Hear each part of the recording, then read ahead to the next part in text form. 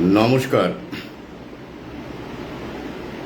আজকের লাইভে আপনাদের স্বাগত জানাই।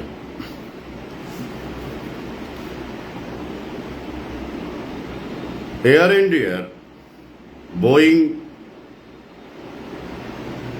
787 ড্রিমলাইনার ভেঙে পড়েছে, ক্র্যাশ করেছে আহমেদাবাদের একটি হাসপাতালের ওপরে, বিজে মেমোরিয়াল হসপিটাল। কাউকেই প্রায় চেনার, মিডিয়া বলছে chart beyond recognition, DNA test করা ছাড়া চিহ্নিত করার উপায় নেই। এতটাই ভয়াবহভাবে তাঁরা পুড়ে গেছেন, ঝলসে গেছেন।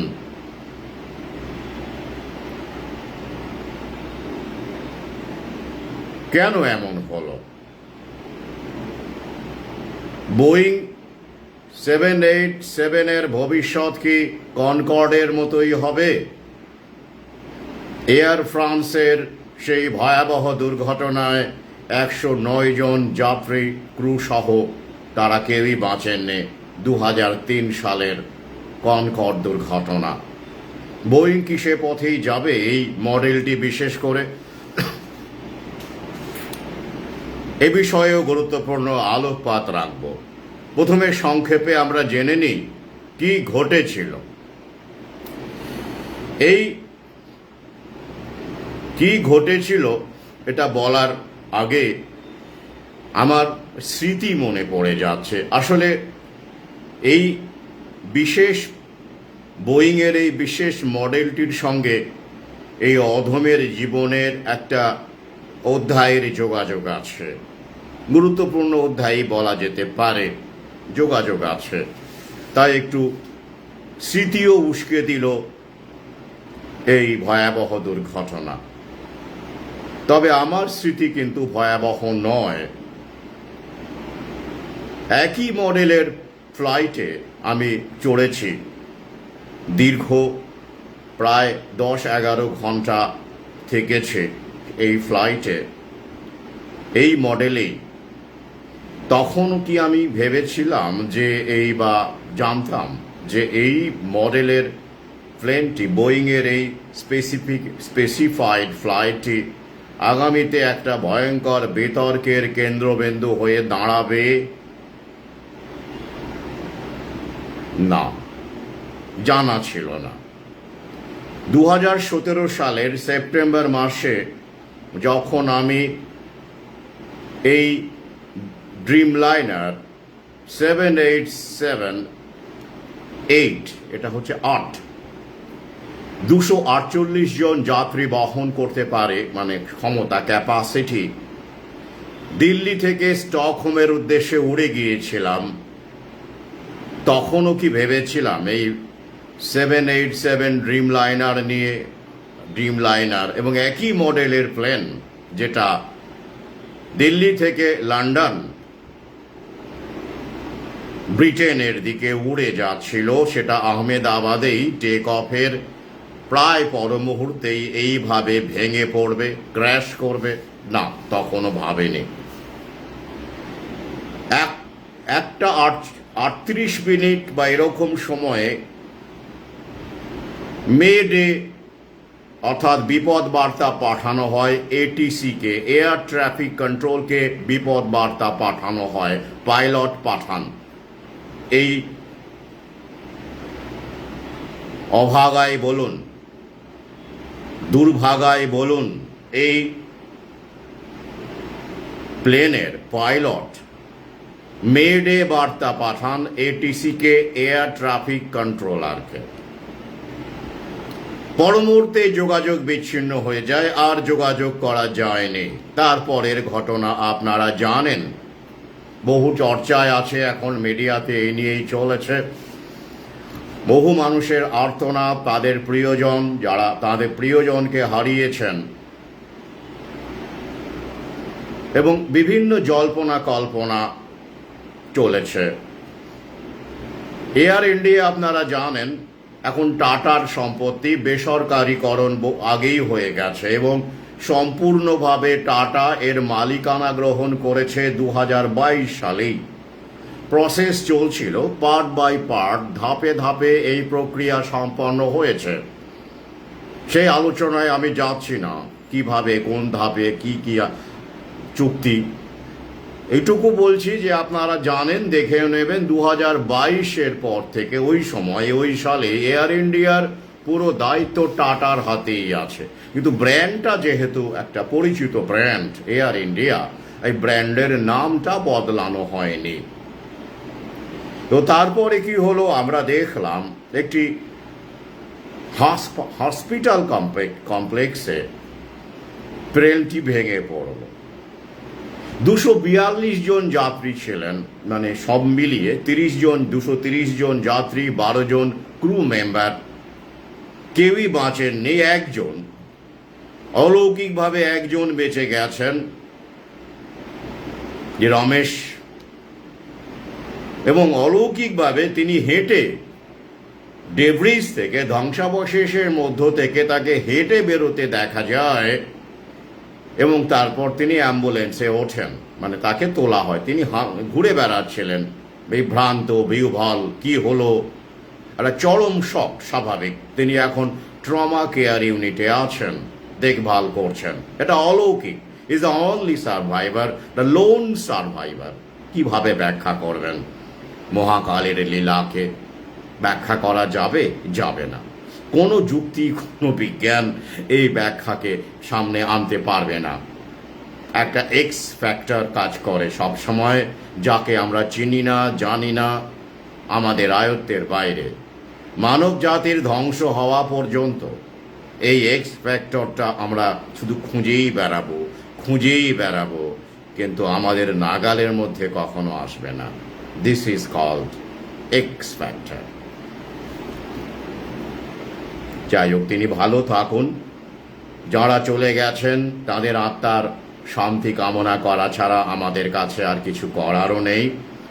তো এই 242 জন কি শুধু মারা গেছেন? না না না না, এখনো পর্যন্ত জানা যাচ্ছে 265টি মৃতদেহ এবং পুড়ে যাওয়া, চার্ড বিয়ন্ড রেকগনিশন, এরকম মৃতদেহ হসপিটালে, বিভিন্ন হসপিটালে সেখানে পৌঁছেছে। কেন? ওই যেখানে ভেঙে পড়েছে সেটা তো একটা হাসপাতাল এবং রেসিডেন্সিয়াল এরিয়া। বহু বাড়ি সেখানে ধ্বংস হয়েছে, বহু গাড়ি ধ্বংস হয়েছে, বহু মানুষ অন দ্য গ্রাউন্ড, বহু মানুষ মারা গেছেন। বেশ কিছু MBBS ছাত্র, পড়ুয়া যারা সেখানে পড়ছিলেন, এবং প্লেনের এয়ারক্রাফটের যে নোজটা সেখানে ওই ডাইনিং হলের মধ্যে, এবং সেখানেও দেখা যাচ্ছে কিছু কিছু জায়গায় টেবিলে এখনো যেগুলো বোঝা যাচ্ছে আনইটেন ডিশ, অর্থাৎ খাওয়া হয়নি, অভুক্ত খাবার সেখানে পড়ে আছে। অর্থাৎ দুপুরবেলা সেই সময় লাঞ্চের বিষয় ছিল। কেউ কি তখনও ভেবেছিল যে মাথার ওপর থেকে আকাশ ভেঙে পড়বে? ব্যাপারটা ওই রকমই আর কি, বোল্ড ফ্রম দ্য ব্লু।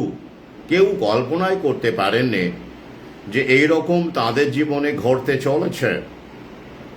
তাহলে সেই হাসপাতালের থেকে শুরু করে সেখানে, অর্থাৎ 265, মানে বুঝতেই পাচ্ছেন মৃতের সংখ্যা আগামীতে বাড়তে পারে। উদ্ধার কার্য এখনো চলছে। তাহলে 242 বাদ দিয়ে দিন, মানে বাকিরা অন দ্য গ্রাউন্ড মারা গেছে। এই প্লেনে গুজরাটের প্রাক্তন এক্স চিফ মিনিস্টার ছিলেন বলে জানা যাচ্ছে, আরও অনেক মানুষ ছিলেন। আমাদের দেশের নাগরিক ছিলেন 53 জন, মোট 52-53 জন ব্রিটিশ নাগরিক ছিলেন, কানাডার একজন ছিলেন। স্বাভাবিক, ব্রিটিশ নাগরিক তো থাকবেনই, কারণ প্লেনটা তো ব্রিটেনের উদ্দেশ্যেই যাচ্ছিল। তো এই যে দুর্ঘটনা কেন ঘটল এখনো পর্যন্ত সুনির্দিষ্ট করে বলা যাচ্ছে না, কারণ ব্ল্যাক বক্স উদ্ধার, আমি যখন লাইভে এসেছি তখনও পর্যন্ত বক্স বা ফ্লাইট ভয়েস রেকর্ডার বা ডাটা রেকর্ডার যাই হোক না কেন সেটা এখনো উদ্ধার করা, এটা ঘটালো কিনা, তাও আবার আহমেদাবাদ। সুতরাং প্রধানমন্ত্রী নরেন্দ্র মোদীর জায়গা তো বুঝতেই পারছেন, এটা অনেকে ভাবছেন। কিন্তু প্রথমেই বলি, এই টেরোরিজমকে রুল আউট করা হয়েছে, এখনো কোনো প্রমাণ পাওয়া যায়নি এটা টেরোরিস্ট অ্যাটাক। কোনো মিডিয়া কোনো জায়গাতেই এটা নেই, প্রশ্নই আসে না। কারণ যেভাবে যে প্রেক্ষিতে এবং এই যে প্লেনটি ক্র্যাশ করছে তারও সোশ্যাল মিডিয়াতে ছবি আছে, অনেকেই সেই সময় ভিডিও করেছেন। বেশ কিছু ভিডিও সোশ্যাল মিডিয়ায় ছড়িয়ে গেছে এবং বড় বড় মিডিয়াও এই সোশ্যাল মিডিয়ায় ছড়িয়ে যাওয়া ভিডিও তারা ব্যবহার করেছেন তাদের পোর্টালে। উপায় কি? কারণ স্থানীয় মানুষই তো সেই সময় সবচেয়ে বড় সাংবাদিক। এটা অনলাইন বা ডিজিটাইজেশন, ইন্টারনেট যেভাবেই বলুন না কেন, স্মার্টফোন, এই স্থানীয় মানুষের সাংবাদিকতাই বলুন বা এই গুরুত্বপূর্ণ মোমেন্টে ফুটেজ নেওয়াই বলুন, এটা কিন্তু সাধারণ মানুষের পক্ষে সম্ভব হয় এখন, যেটা আগে ছিল না। তো তেমন বেশ কিছু ভিডিও ফুটেজ কিন্তু ভাইরাল হচ্ছে, আমরা দেখছি। তাতে করেও কিন্তু কোনো রকম মানে অ্যাপারেন্টলি বাইরে থেকেও যেটা বোঝা যায়, ব্লাস্ট হওয়া বা অমুক করা বা তমুক করা বা বিভিন্ন রকমের ম্যানুভারিং, তেমন কিছু চোখে পড়ছে না। তাই এটা টেরোরিজম নয়। তাহলে কি? আসবো এক এক করে। তার আগে আমরা দেখে নিই, এই যে 787 ড্রিম লাইনার, এটা হচ্ছে 8 মানে 8 নম্বর ভার্সন। এই 787 বোয়িং এর মোটামুটি 8, 9, 10 তিনটে ভার্সন আছে। 8 নম্বর ভার্সনে 248 জন বসতে পারেন সিটিং ক্যাপাসিটি। 9 নম্বরে এই 296 জন মতো, আর 10 ভার্সনে 336 মতো বসতে পারেন। এটা টুইন আয়েল এয়ারক্রাফট। ফ্যাসিলিটিসটা বেশ বড় চওড়া, মানে পেছন দিকটা। তো আমি স্টকহোমে গিয়েছিলাম, এই যে প্লেন মডেলটি 8 অর্থাৎ ড্রিম লাইনার 787 যে 8 ভার্সন 248 সিটের, সেটাতে করে গিয়েছিলাম। তো প্লেনটিকে দেখে আমার তখন মনে হয়েছিল, এখনো তাই বলবো, অন্তত বাহ্যিকভাবে, আমরা তো ইঞ্জিনিয়ার নই, ভেতরে কি আছে বাইরে থেকে দেখে মনে হয়েছিল undoubtedly a great marriage of aesthetics and engineering. সৌন্দর্যের দিক থেকে, অ্যাস্থেটিক্স মানে সৌন্দর্য বলতে পারেন আর কি, ক্রিয়েটিভিটির জায়গা থেকে, এবং ইঞ্জিনিয়ারিং এর দিক থেকে একটা অসাধারণ নমুনা হচ্ছে এই 787 ড্রিম লাইনার। আমি যে সিট রোতে বসেছিলাম সেই রোটা পুরোই ফাঁকা ছিল, অতএব শুয়ে শুয়ে যাওয়ার অপশনও ছিল, এবং তাও করেছিলাম আমি। প্রায় 10-11 ঘন্টার ফ্লাইট ছিল। আর শুধু আমার রো নয়, পুরো আইএলটাই খুব কম লোকই মানে বসেছিলেন। এটা twin aisle flat bodied aircraft, চওড়া টুইন আইএল। এটা আপনারা জানেন যারা এয়ারক্রাফট ভ্রমণ করেন। এখানে ওই এত আলোচনা যাবে না, মানে দুভাবে বসা যায় আর কি, দুটো পার্ট করা রয়েছে এবং বেশ বড়, এবং ব্যবস্থাপনা মানে অত্যন্ত কমফোর্টেবল এবং ডিজিটাল মার্ভেল, ইঞ্জিনিয়ারিং মার্ভেল বলাই যাবে এক কথায়, কোনো সন্দেহ নেই। এবং আমি আমার কিছু অভিজ্ঞতা আপনাদের বলতে পারি যে এত লম্বা জার্নি, 11 ঘন্টা প্রায়, এই লম্বা জার্নি 10 থেকে 11 ঘন্টা এই প্লেনটিতে আমি কাটিয়েছিলাম। টার্বুলেন্স ফিল করিনি কিন্তু আমি এক মুহূর্তের জন্য, সেই সময়ের কথা বলছি। কিন্তু পরবর্তীকালে একটা প্লেন যখন এজ করে, পুরনো হয়, তখন আমার ক্ষেত্রে আমি যেটাতে চড়েছিলাম সেটা ব্র্যান্ড নিউই বলা যেতে পারে। কারণ আমাদের দেশে 2012 সাল থেকে, মানে ওইটা মোটামুটি 2011-12, এই 11ই ধরতে পারেন, এই ড্রিম লাইনার আমাদের এয়ার ইন্ডিয়াতে ইন্ডাক্ট করা হয়। সবকটা প্লেনই যে একসঙ্গে ইন্ডাক্ট করা হয়েছে এমন নয়, পার্ট বাই পার্ট। যেমন যে প্লেনটি আহমেদাবাদে ভেঙে পড়লো সেটি 2014 সালে ভারত কিনেছে, বোয়িংয়ের কাছ থেকে কিনেছে, এবং 2013-তে সেটি ওরা টেস্ট উড়ান করেছে, ফ্লাইট করে দেখেছে, তারপরে 2014-তে ভারতকে ডেলিভারি দিয়েছে। অর্থাৎ বুঝতেই পারছেন সবকটা একসঙ্গে আসেনি, পার্ট বাই পার্ট এসেছে। বর্তমানে এয়ার ইন্ডিয়ায় 32টি এই ফ্লাইট আছে, ড্রিম লাইনার 32টি, 32 একটা উল্লেখযোগ্য সংখ্যক আমরা বলতে পারি। এবং শুধু এই 32টি ছাড়াও আরও 20টি কেনার প্ল্যান আছে। এয়ার ইন্ডিয়া বলেছে, মানে ঠিকঠাক রেখেছে যে আরও 20টি 787 বোয়িং এয়ারলাইনার তারা কিনবে। তবে এই ঘটনার পরে সেটা ব্যাক ফুটে যাবে নাকি এয়ার ইন্ডিয়া, সেটা আমরা দেখব বা আলোচনা করব। তো এই এখনো পর্যন্ত বলা হচ্ছে এই এভিয়েশন হিস্ট্রিতে এটাই সবচেয়ে বেশি, মানে বোয়িং 787 ড্রিম লাইনার সবচেয়ে বেশি বিক্রিত হয়েছে, মানে সবচেয়ে বেশি সেল, সবচেয়ে বেশি বিক্রি হচ্ছে এই 787 ড্রিম লাইনারে। এবং বলা হচ্ছে যে 2011 থেকে যখন এটা প্যাসেঞ্জার ফ্লাইং শুরু করলো ওয়ার্ল্ড ওয়াইড বিভিন্ন দেশে, 11 থেকেই, তারপর থেকে 1 বিলিয়ন যাত্রী বহন করেছে এই প্লেনটি, মানে এই ড্রিম লাইনার মডেল। 1 বিলিয়ন, অর্থাৎ 2011 থেকে 2025 1 বিলিয়ন। এবং বলা হচ্ছে যে গোটা বিশ্বে 11,000 ড্রিম লাইনার এখন বিভিন্ন মডেল 787-এর 8 ভার্সন, 9 বা 10 ভার্সন, এই সমস্ত মিলিয়ে 787 11,000 অপারেশনে আছে গোটা বিশ্বে। Not a matter of joke. শুধু তাই নয়, বোয়িং বলছে এতটাই তার ডিম্যান্ড যে 900টা অর্ডার, 900 পিসের অর্ডার এখনো ব্যাকলগ হিসেবে আছে। আপনি আজকে অর্ডার দিলে কবে পাবেন, সঙ্গে সঙ্গে পাবেন না, মাস বছর অপেক্ষা করতে হয়, এমন তাই দাবি, মানে তথ্য তাই। এবং কারণ গোটা বিশ্বে মাত্র 2টি এইরকম পর্যায়ের লেভেলের, এটাকে ডুওপলি বলা হয়, এয়ারবাস বলে একটি সংস্থা আছে, ইউরোপিয়ান সেখানে ইউরোপিয়ান কনসোর্টিয়াম সেটাকে বানায় আর কি। তো সেটি কিন্তু বোয়িংয়ের একটা টাফ কম্পিটিটর বা কন্টেন্ডার বলা যেতে পারে আসছে। তো এয়ারবাসের সঙ্গে টক্করে গিয়ে কি বোয়িংকে এরকম কম্প্রোমাইজ করতে হয়েছে টেকনিক্যালি এবং ম্যানুফ্যাকচারিং ডিফেক্টের ক্ষেত্রে, যেগুলো এখন আলোচনায় উঠে আসছে? এটা কি প্রতিযোগিতার ফসল? আসবো, অবশ্যই আসবো সেই আলোচনায়। তার আগে আমার অভিজ্ঞতা বলি।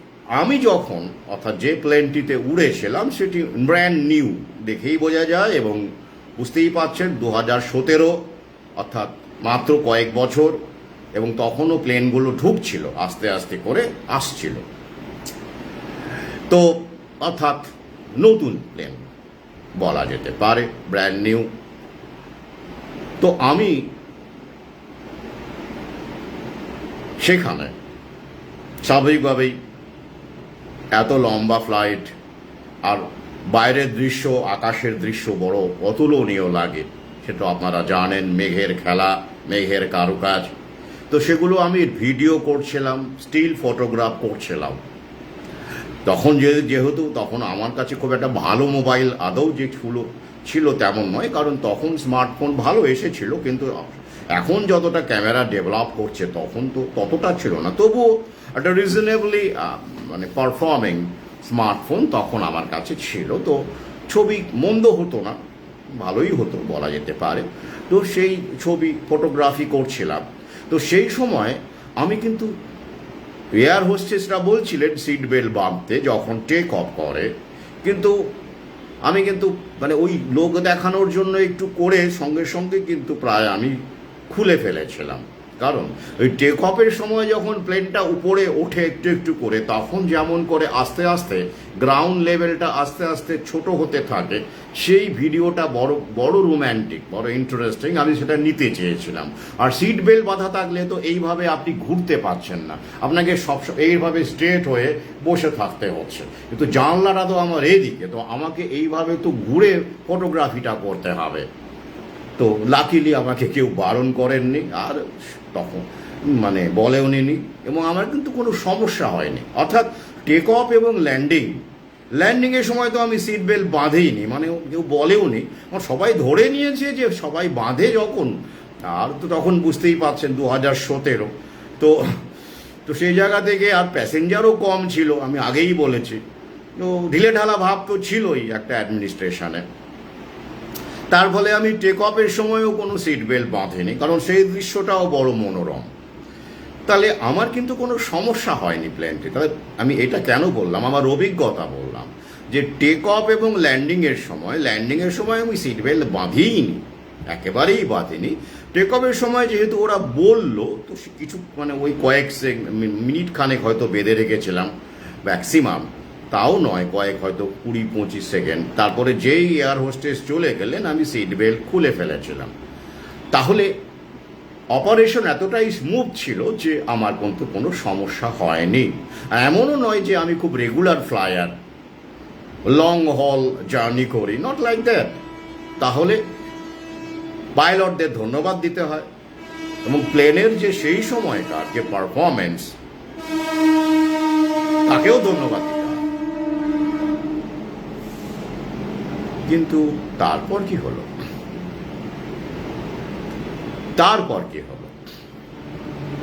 এখানেই প্রশ্ন। আচ্ছা, যারা চলে গেলেন তারা তো এগুলো জানতে পারবেন না, জানার কথা নয়, কিন্তু আমরা জানতে পারবো যারা আমরা সজাগ, সচেতনতায় বিশ্বাস রাখি। তাদের জন্য এবার আমি কিছু তথ্য দিতে চাইছি। এই দুর্ঘটনার ফলে কিন্তু অনেক কিছু বেরিয়ে আসছে যা চাপা ছিল। কি সেই ঘটনাবলী? যা এটা দুটো পার্ট আছে।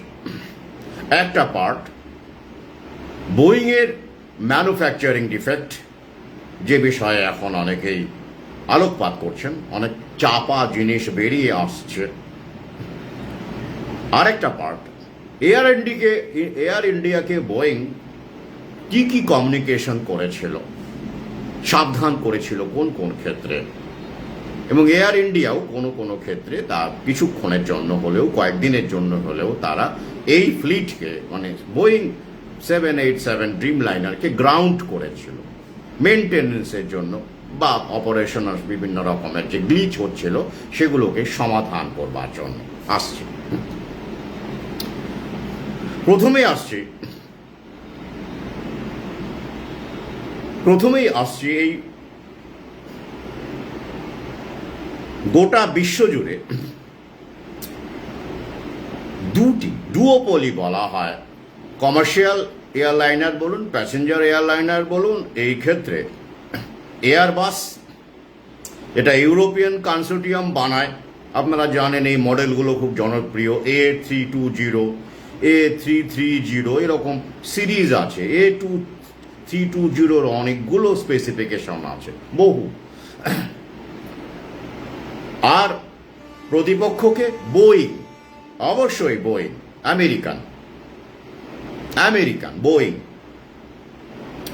সাম্প্রতিককালে আমরা দেখতে পাচ্ছিলাম বিগত অন্তত বছর 10 বা 15 আগে বোয়িংই 1 নম্বর ছিল এই কম্পিটিশনে। ডুওপলির ক্ষেত্রে বোয়িং 1 নম্বর জায়গায় ছিল, কিন্তু সাম্প্রতিককালে আমরা দেখতে পাচ্ছি এয়ারবাস বোয়িংকে টেক্কা দিচ্ছিল, ছড়িয়ে যাচ্ছিল, কম্পিটিশনে, সেলে, নাম্বার অফ ডেলিভারিতে। এবং এই মুহূর্তে ব্যাকলগ যেটা বোয়িংয়ে দেখা যাচ্ছে 900, সেটা এয়ারবাসের ক্ষেত্রে 2-3 গুণ বেশি। তো এই যে একটা কম্পিটিশন দুই জায়ান্টের মধ্যে, সেই কম্পিটিশন কি সেল ওয়ার্দিনেস বাড়ানোর ক্ষেত্রে বাড়ানোকে ট্রিগার করে না? করে তো। আপনাদের কি ব্যাপার হয় যখন আপনার প্রোডাক্ট যখন গোটা বিশ্বজুড়ে আপনি বিক্রি করতে চাইবেন, তখন আপনাকে কি করতে হবে? কোয়ালিটি মেনটেন করতে হবে অবশ্যই, পাশাপাশি কস্ট, কোয়ালিটি এবং কস্টের ব্যালেন্স মেনটেন করতে হবে। আর বিশেষ করে যখন দেখবেন আরও একটা জায়ান্ট কনসোর্টিয়াম যেমন এয়ারবাস, তারা আপনাকে ছাড়িয়ে যাচ্ছে বা গেছে, তখন তাদেরকে টেক্কা দেওয়ার জন্য আপনাকে কি করতে হবে? কোয়ালিটি এবং কস্টের ব্যাপারটা আরও ভালো করে ভাবতে হবে। তো এই ক্ষেত্রে বোয়িং কি কস্টের ব্যাপারটা কমানোর চেষ্টা করেছিল, যাতে এয়ারবাসের চাইতে বোয়িং কম দামে গোটা বিশ্বে মাল বিক্রি করতে পারে? তারই কি শিকার হচ্ছিল এই 787 মডেল? এছাড়া আরও মডেলের কথা আসছে, বিশেষ করে দুটি মডেল। তো এই প্রশ্নটা আমার মধ্যে আসছে, কিন্তু এটা আমার প্রশ্ন যে এই ক্ষেত্রে কি কস্ট কাটিংয়ের ব্যাপার ছিল? ঘটিয়া কম্পোনেন্টস ব্যবহারের প্রয়োজন পড়েছিল, যাতে করে অপেক্ষাকৃত কম দামে মাল সাপ্লাই করা যায় এবং এয়ারবাসকে টেক্কা মেরে আবার 1 নম্বর পজিশনে আসা যায়? এরকম প্রশ্ন কিন্তু আমার মধ্যে উঁকি মারছে। টাটাকে, মানে এয়ার ইন্ডিয়া মানে তো টাটা, দান ধ্যান করে বিলিয়নেয়ার হওয়া টাটা, তাকে তাকে বোয়িং কি কি কমিউনিকেশন দিয়েছিল সেটা পরে আসছে। প্রথমে আমরা দেখে নিই 2024 সালে বোয়িং ইঞ্জিনিয়ার, বিশিষ্ট ইঞ্জিনিয়ার স্যাম সালাহপুর, তিনি মারাত্মক অন্তত দুটি ম্যানুফ্যাকচারিং ত্রুটির কথা বলেছিলেন।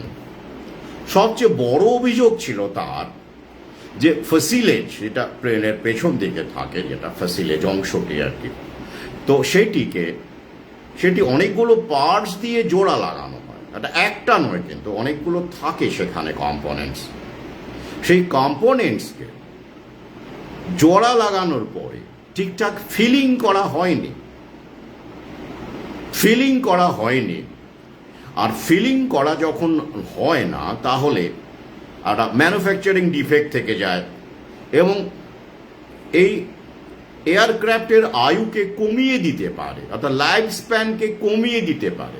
অর্থাৎ দীর্ঘকাল চলার কথা যে প্লেনটির, সেই প্লেনটির আয়ুকে কমিয়ে দিতে পারে এই ফিলিংটাকে যদি ঠিকঠাক না করা হয়। এই প্রশ্ন 2024 সালে স্যাম সালেপুর বোয়িং ইঞ্জিনিয়ার তুলেছেন।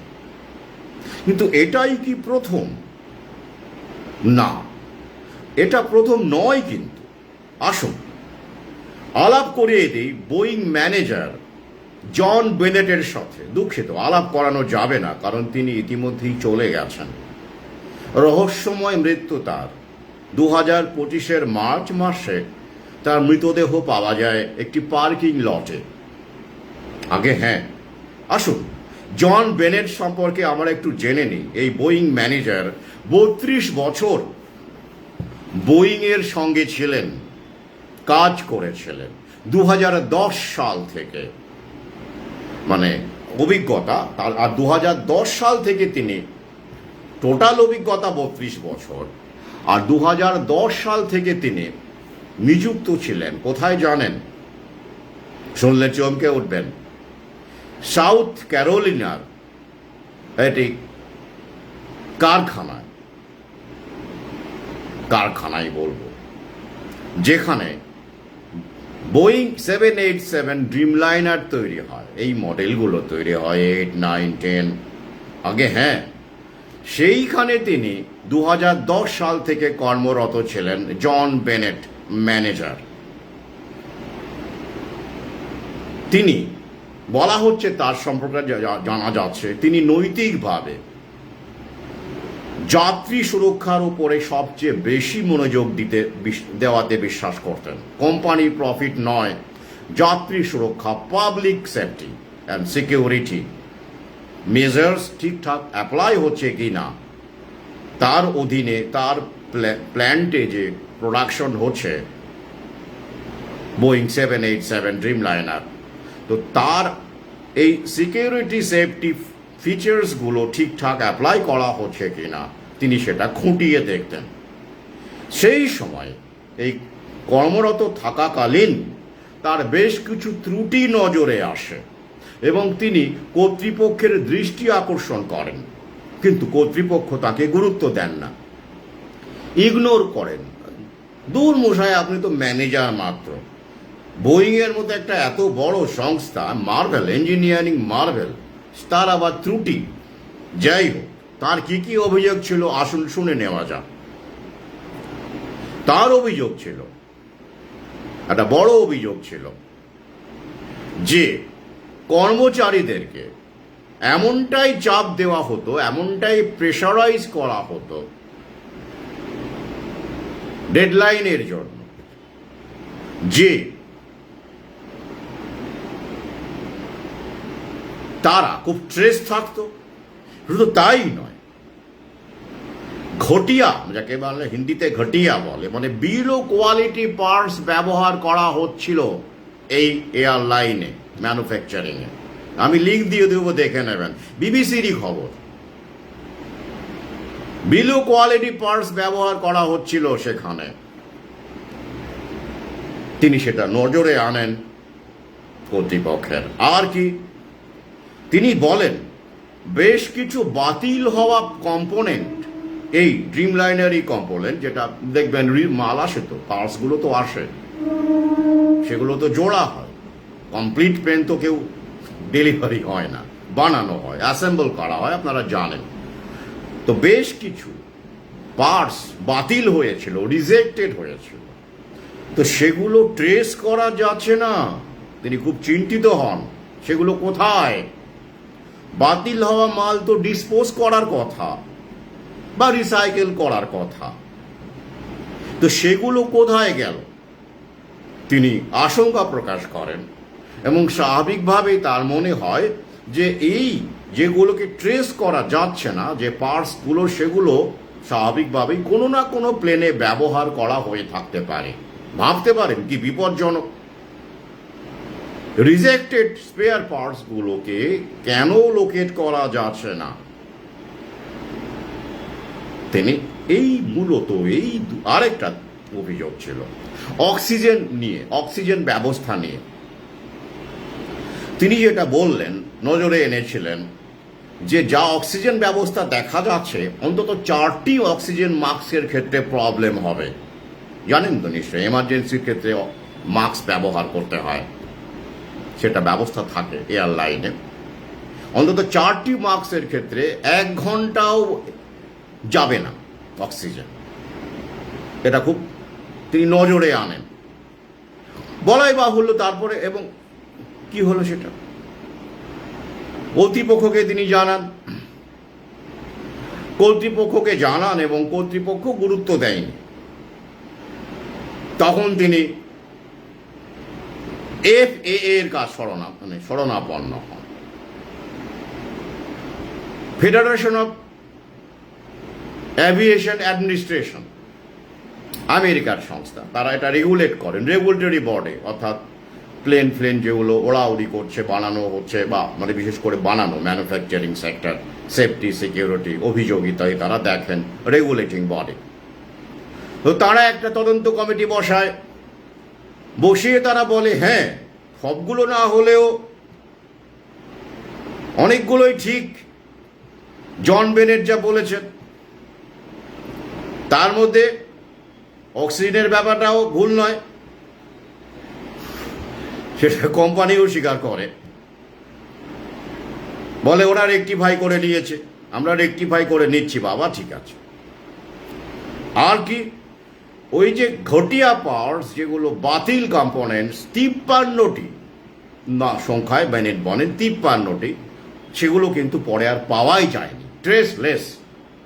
সেগুলো কোথায়? এগুলো তো আর আণুবীক্ষণিক জিনিস নয় যে চোখে দেখা যাবে না। করোনা ভাইরাসকেও এখন সব দেখে ফেলছেন বিজ্ঞান, বড় বড় বিজ্ঞানীরা দেখে ফেলেছেন। কি বল, ইলেকট্রন মাইক্রোস্কোপ দিয়ে তো তাকেও দেখা যাচ্ছে। আর এই পার্টসগুলোকে দেখা যাচ্ছে না, 53টা মিসিং, স্টিল নাও মিসিং। কোথায় গেল? তো প্রশ্ন যাচ্ছে না। সেরকম কোনো পার্টস দিয়ে যদি, বলছি না, জোর দিয়ে বলা যায় না, কারণ লিঙ্ক চাইবেন অনেকে। তবে বোয়িংয়ের অনুরাগী লোকজন আমার এখানে আছেন কিনা আমি জানি না, তবে টাটার অনুরাগী লোকজন তো প্রচুর আছেন। আসছি, টাটার গল্পে আসছি। তাহলে সেরকম পার্টস যদি ব্যবহার করা হয়ে থাকে, কোন কোন কোথায় কোন প্লেনে ঢুকে গেছে সেটা তো কেউই, ওরাও জানেন না। ওই যে কর্মচারীদের ওপর প্রেশার থাকে, কস্ট কাটিং এর ব্যাপার থাকে। তাহলে প্রশ্ন করুন, এই যে অভিযোগ বেনেট সাহেব করেছিলেন বিলো কোয়ালিটি পার্টসের ব্যবহার একটা গুরুত্বপূর্ণ এয়ারলাইনে, বোয়িংয়ের মতো, যা মানুষের জীবন নিয়ে ছিনিমিনি খেলতে পারে। কারণ আপনারা তো জানেন যে স্থলপথে দুর্ঘটনা হলে যতটা বাঁচার সম্ভাবনা থাকে, আকাশপথে দুর্ঘটনা হলে, ক্র্যাশ হলে বাঁচার সম্ভাবনা মানে 90% কমে যায়। 100% বলবো না, ওই যে অন্তত 99% তো কমে যায় বলা যাবে। এই যে একজন বেঁচেছেন অলৌকিকভাবে। শুধু তাই নয়, আরও একটা অভিযোগ উঠে এসেছিল, কি এই এয়ারলাইনারের বডি নাকি দাহ্য পদার্থ দিয়ে তৈরি, হাইলি ইনফ্লেমেবল, দাউ দাউ করে জ্বলে যাবে। তেমনটা কি হওয়া বাঞ্ছনীয়? এমনিতেই আপনারা জানেন যে এইসব বড় বড় জাম্বো জেট বলা যেতে পারে, এগুলো বিশাল বড় বড় হয়, তো তাতে অনেক ফুয়েল থাকে, লাখ লিটারের গল্প, মিনিমাম সব লাখ লিটারের গল্প, লাখ লাখের গল্প সব থাকে আর কি। তো সেখানে তো ভয়ঙ্কর অবস্থা, আগুন টাগুন লেগে গেলে। তো সেক্ষেত্রে এই এয়ারলাইনের বডিগুলোতে যদি ইনফ্লেমেবল হয় আর কি, চেষ্টা করতে হবে যতটা অগ্নি নিরোধক হয় ততটাই তো ভালো, যাতে সহজে আগুন না লাগে, তেমনটাই হওয়া উচিত। তো অভিযোগ এসেছিল যে না, তেমন নয়, এখানেও নাকি ইনফ্লেমেবল সাবস্টেন্স ব্যবহার করা হয়েছে বডিতে। এটাও যাই হোক, এরকম অভিযোগও ছিল। তারপরে কি হলো? হ্যাঁ, আসছি কোনাল, এই যে মানুষের জীবন, ওরা তো মুনাফা বোঝে, নাফা বোঝে, এটা আমাদের রক্তে আসে, রক্তে আছে। শুধু জায়নিক শক্তিকে দোষ দিয়ে লাভ নেই।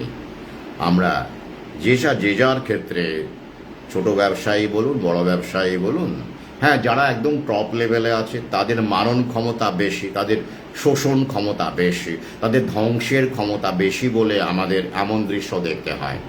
কিন্তু এটা এনিমি উইদিন আস, এটা আমাদের মধ্যে শত্রু, এটা ভুললে চলবে না। যাই হোক, আসছি। এবারে আমরা দেখতে পাচ্ছি যে সেই ইঞ্জিনিয়ার জন বেনেট, তারপরে কি হলো? এটা গেল 2017 ফেডারেশন অফ এভিয়েশন অ্যাডমিনিস্ট্রেশনের তদন্ত, এবং এগুলো আফোল্ড হলো। তারপরেও 2019 সালে জন বেনেট আবার মিডিয়ার কাছে গেলেন, মিডিয়াকে অভিযোগ জানিয়ে বললেন, বোয়িং বলছে বটে এগুলো তারা ঠিকঠাক করে নিয়েছে, বাস্তবে কিন্তু করেনি। তিনি অ্যালার্ম বেল বাজিয়ে দিলেন, তাকে হুইসেল ব্লোয়ার বলা হচ্ছে। জন বেনেট হচ্ছেন বোয়িংয়ের প্রথম হুইসেল ব্লোয়ার। এরপরেও আরও একজন, এই যে বললাম স্যাম সালেপোর, তিনিও একজন হুইসেল ব্লোয়ার, কিন্তু প্রথম হুইসেল ব্লোয়ার অবশ্যই জন বেনেট মহাশয়। তিনি আশঙ্কা প্রকাশ করলেন, ইতিমধ্যে আপনাদের জানায়, যেটা আমাদেরকে জানানো হয়নি, এইসব দেখে শুনে 2022 সালে বোয়িং বেশ কিছুদিনের জন্য ওই ড্রিমলাইনার সাপ্লাই বন্ধ রাখলো। একটু দেখে শুনে নিল আর কি, বাপ রে, একটু দেখে শুনে নিল। হ্যাঁ, বন্ধ রেখেছিল, তথ্য আছে, দেখে নেবেন। 2022 সালে এই ড্রিম লাইনারের যোগান দেওয়া বন্ধ রাখলো বেশ কয়েক মাস, বছর খানেক প্রায়। কেন? তার মানে তাদের অভিযোগে সারবত্তা ছিল। জন মেনারের অভিযোগে সারবত্তা ছিল বলেই তারা 2022-এ, দেখুন 2019-এ উনি প্রেস কনফারেন্স করলেন, মিডিয়াতে গেলেন, তথ্য তুলে ধরলেন, গোটা বিশ্বজুড়ে জলঘোলা হলো, মানে অ্যাভিয়েশন ইন্ডাস্ট্রিতে হলো। সাধারণ মানুষের এগুলো জানার কথা নয়। তারপরেই দেখা গেল 2022-এ বোয়িং এই পার্টিকুলার ফ্লিট এয়ারলাইনার যেটা, এটাকে গ্রাউন্ড করলো, মানে কিছুদিনের জন্য বললো সাপ্লাই তারা দিচ্ছে না, মানে বন্ধ করেছিল। ওয়াই? প্রশ্ন করবেন না। তারপরে কি হলো? তারপরে 2025-এর মার্চ মাসে জন বেনেটের মৃতদেহ পাওয়া গেল পার্কিং লটে, গুলি।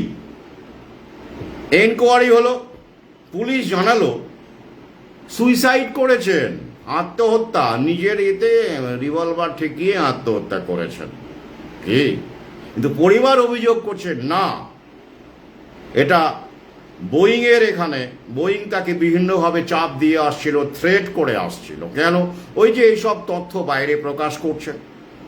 এতদিন কর্তৃপক্ষের কাছে করেছেন, ঠিক ছিল, তবু মেনে নিতে নিয়েছিল বোয়িং, কিন্তু মিডিয়াতে গেছেন 2019 সালে। তারপরে তার উপরে আরও চাপ, আগে তো চাপ ছিলই, থ্রেট করা বেড়ে যায়। তাই এই মৃত্যুকে আত্মহত্যা বলে মেনে নিতে চাইছেন না বেনেটের স্ত্রী, তার পরিজনেরা আরও তদন্তের দাবি জানিয়েছেন। কিন্তু বোয়িং তো আমেরিকার একটা, বুঝতেই পারছেন আর কি, টপ 10 কেন, টপ 5-এর মধ্যে পড়ে। সেই বোয়িং কি যেটা হতে দেবে? তাদের যে ক্লাউড, অর্থনৈতিক শক্তি, রাজনৈতিক শক্তি, এই মৃত্যুর প্রকৃত সত্য উদ্ঘাটন কি আমরা করতে পারবো? আমরা জানতে পারবো? পারবো না, কোনোদিনই জানতে পারবো না। এরকম বহু হত্যা হয়েছে জায়নিস্ট শক্তির দালালেরা, এরা তো ডাইরেক্ট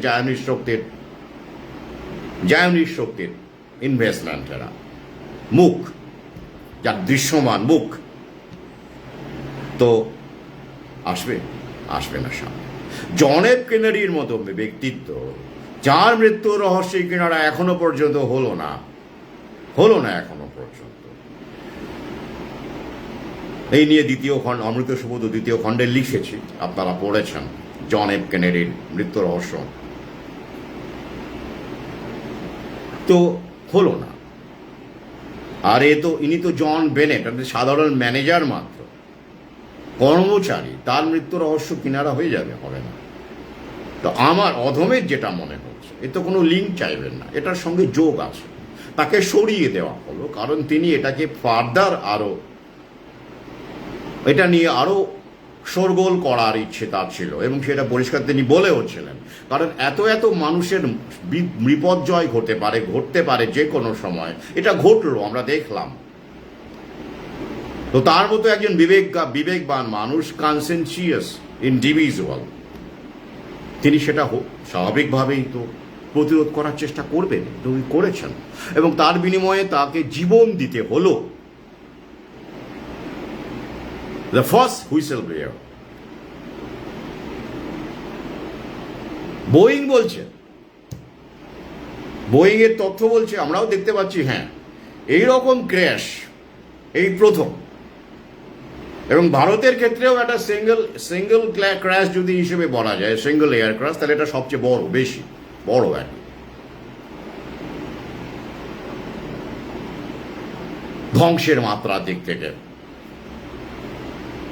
কিন্তু বলছে যে ওই এতদিন তো হয়নি, বোয়িং এর এটা প্রথম ক্র্যাশ, খারাপ হলে তো আগেই হতে পারত, তাহলে এটা কেন হলো, প্রথম ক্র্যাশ হলো, তার মানে ভালো প্লেন, এমনটা ওরা বলছে, এমনটা দাবি করা হচ্ছে। সেই দাবিকে যদি আমরা মেনে নিই, তাহলে কি মিটে যাবে? না, এই দাবি কি যুক্তিসঙ্গত? যুক্তিসঙ্গত নয় এটা। কেন নয় আসুন আমরা দেখে নিই, তারপরে আমি এই আলোচনায় আসছি, শেষ অংশে ওই আলোচনায় যাব। এয়ার ইন্ডিয়া 2014 থেকে 2024 পর্যন্ত 32খানা এই ড্রিম লাইনারকে নিয়ে টেকনিক্যাল গ্লিচ, বিভিন্ন রকমের টেকনিক্যাল গ্লিচের সম্মুখীন হয়। 32টি মাইনর, কেউ মরে যায়নি। কখন কি হয়, কি কি? কেবিন প্রেসারের প্রবলেম, হাইড্রোলিক লিকস, উইং স্প্যানের প্রবলেম, স্মোক থেকে শুরু করে বিভিন্ন রকমের টেকনিক্যাল গ্লিচ 32টি অন্তত রেকর্ড করা হয়। স্বাভাবিকভাবেই এয়ার ইন্ডিয়া বোয়িং এর সঙ্গে যোগাযোগ করে। তো বোয়িং তখন সতর্কতা দিয়ে বলে থান্ডারস্টর্ম এলাকায় মানে জোনে ফ্লাইট চালাবেন না, বিপদ হতে পারে। বোয়িং কিন্তু বলে, এগুলো তথ্য। এই কারণে এই টোকিও এলাকায় আর কি, দিল্লি টোকিও রুটে কিন্তু এয়ারলাইন তুলে নেওয়া হয়, তথ্য তাই বলছে, যেখানে এই বিপদটা বেশি। এছাড়াও ইঞ্জিনে আইস হওয়ার সম্ভাবনা, বিভিন্ন রকমের বা অনেক রকমের সাবধানতা কিন্তু বোয়িং এয়ার ইন্ডিয়াকে জানায়। শুধু তাই নয়, সফটওয়্যার আপডেট থেকে শুরু করে বিভিন্ন রকমের যে গ্লিচ, সেটার জন্য বোয়িং 10 দিনের একটা মেনটেনেন্স প্যাকেজ হিসেবে এই ফ্লিটগুলোকে দেখভাল করে, সে তথ্যও আছে। বোয়িং যেহেতু তার মাল, তার প্রোডাক্ট, তার দায়িত্ব থাকে, সেরকম তথ্যও আছে। এবং মাঝে মধ্যে এই প্লেনগুলোকে কিছুদিনের জন্য গ্রাউন্ড করতে বাধ্য হয় এয়ার ইন্ডিয়া। কখনো আবার ওই অবস্থাতেই একটুখানি রেমেডিয়াল মেজার নিয়ে আবার চালানো শুরু করে। এই প্লেনটি 2014 সালে এয়ার ইন্ডিয়ার হাতে আসে। যারা চালাচ্ছিলেন তারা কিন্তু দক্ষ পাইলট, এ নিয়ে কোনো সন্দেহ নেই। যিনি ক্যাপ্টেন ছিলেন, পাইলট, তারাও তো চলে গেছেন। তার 8,200 ফ্লাইট আওয়ার্স, অলমোস্ট 10,000 না হলেও 9,000 ফ্লাইট আওয়ার্স অলমোস্ট। আর কো পাইলট যিনি ছিলেন, তারও 1,100, মানে more than 1,000 hours of flight hour তারা চালিয়েছেন। তো they are experience people, novice none, তার অভিজ্ঞতা আছে, দক্ষ পাইলট। তাহলে কি হলো? বার্ড হিট হতে পারে, বার্ড হিট, এটাকে ওয়াইল্ড লাইফ হিসেবে বলা হয় ডিজাস্টার। আর কি হতে পারে? হিউম্যান এররের সম্ভাবনা এক্ষেত্রে আমি নীলই বলবো, কারণ তাদের যে এক্সপেরিয়েন্স আছে, এবং আমি নিজে এই ফ্লাইটে চড়েছি।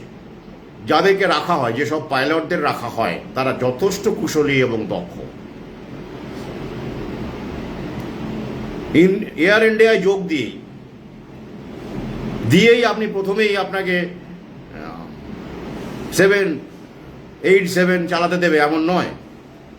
বেশ কিছু স্ল্যাব অতিক্রম করে, বেশ কিছু ফ্লাইট এক্সপেরিয়েন্স করে, ফ্লাইট আওয়ার্স করে, তবেই আপনি এই ধরনের প্লেন, জেট এয়ারলাইনার চালানোর সুযোগ পান।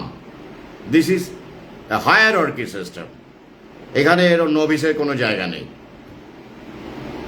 আমি এইসব পাইলটদের দেখেছি, কথা বলারও সুযোগ হয়েছে। They are very much polite,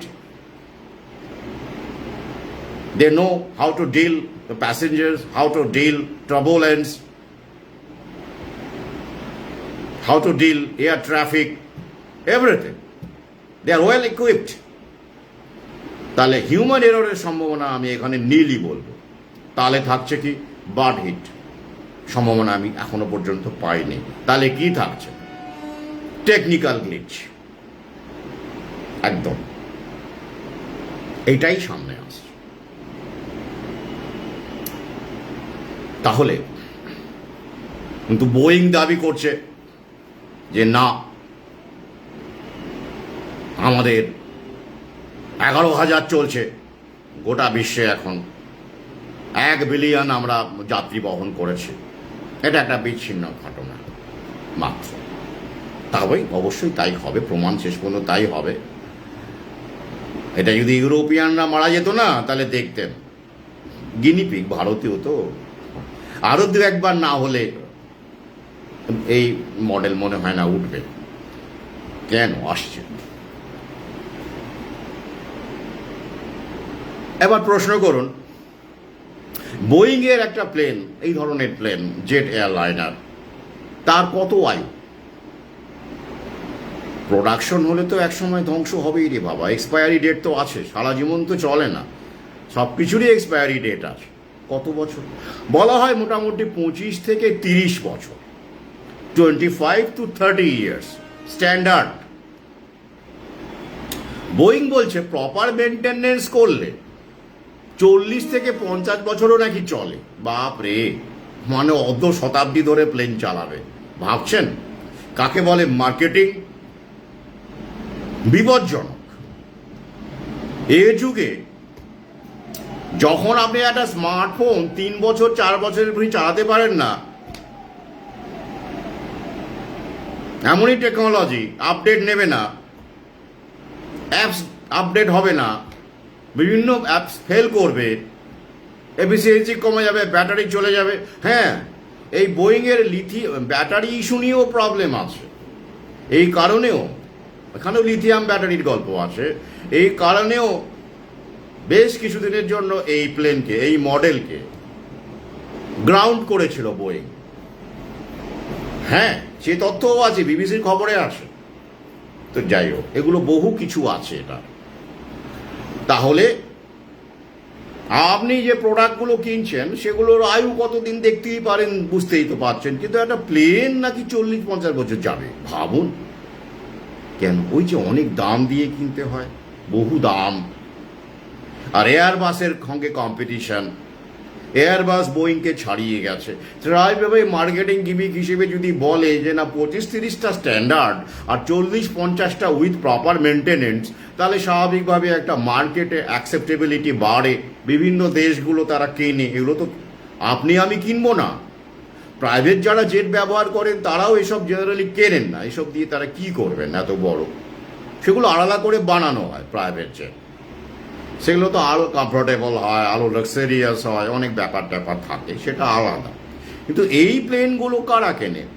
এই প্লেনগুলো জেনারেলি দেশ কেনে, রাষ্ট্র কেনে। ভারত কেনে, পাকিস্তান কিনতে পারে, জাপান কিনতে পারে, জাপানেরও আছে। হ্যাঁ, জাপানেও কিন্তু এই 787 ড্রিম লাইনারের প্রবলেম হয়েছিল এবং গ্রাউন্ড করা হয়েছিল।